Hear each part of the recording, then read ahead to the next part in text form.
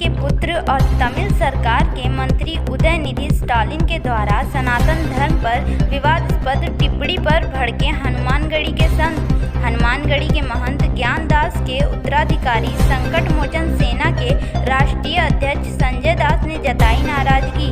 पूर्व अखाड़ा परिषद के अध्यक्ष महंत ज्ञानदास के उत्तराधिकारी संकट मोचन सेना के राष्ट्रीय अध्यक्ष महंत संजय दास का बयान। डेंगू, मलेरिया और कोरोना के साथ सनातन धर्म की तुलना कर सनातन धर्म पर किया है कुठाराघात। उदयनिधि स्टालिन के बयान है निंदनीय।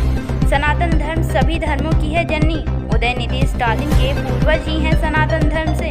संकट मोचन सेना के राष्ट्रीय अध्यक्ष ने दिया चेतावनी, अगर उदयनिधि स्टालिन ने अपने बयान के लिए नहीं मांगी क्षमा तो देश भर के साधु संत तमिलनाडु के लिए करेंगे कूच। अभी मीडिया के माध्यम से जो जानकारी मिली है उदयनिधि के बारे में, जो उन्होंने डेंगू, मलेरिया और मच्छर का नाम ले करके सनातन धर्म के ऊपर कुठाराघात किया है, वह निश्चित है बहुत निंदनीय है। इसकी जितनी भी निंदा की जाए कम है। और मैं एक बात बताना ये चाहता हूँ कि सनातन धर्म सबकी जननी है और सनातन धर्म से ही सबकी उत्पत्ति है। वो चाहे क्रिश्चियन हो, चाहे मुस्लिम है, चाहे किसी भी मेजॉरिटी के हों, सबसे उत्पत्ति सनातन धर्म की है। और सनातन धर्म पे इस तरह से कुठाराघात करना ये बहुत ही दुर्भाग्यपूर्ण है।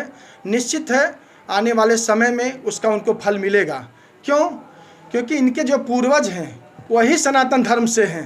जो आज ये अलग अलग राग अलाप रहे हैं, कहीं न कहीं इनके मन में, इनके भावना, इनकी मन मस्तिष्क दूषित हो चुका है। इनको इलाज की आवश्यकता है। और मैं समझता हूँ आने वाले समय में जब भी चुनाव आएगा तो निश्चित वहाँ की जनता इनको मुंह तोड़ जवाब देगी। संकट मोचन सेना देगी। हमारी संकट मोचन सेना की यही प्रतिक्रिया है कि अगर ये अपने बयान से वापस नहीं हुए, माफ़ी उन्होंने नहीं मांगा, तो निश्चित है संपूर्ण भारतवर्ष के संत समाज वहाँ के लिए कूच करेंगे। महाराज एक संत यहाँ पर अध्यक्ष हैं, उन्होंने आज उनकी तरफ से स्टालिन की प्रतिक्रिया आ रही है कि 10 करोड़ रुपया आप फर्जी संत हो। 10 करोड़ रुपया कहाँ से दोगे? एक 10 रुपये की कंगी देते जिससे हम बाल झाड़ लें। उदयनिधि ही संत समाज को डिसाइड करेंगे कि वही संत हैं।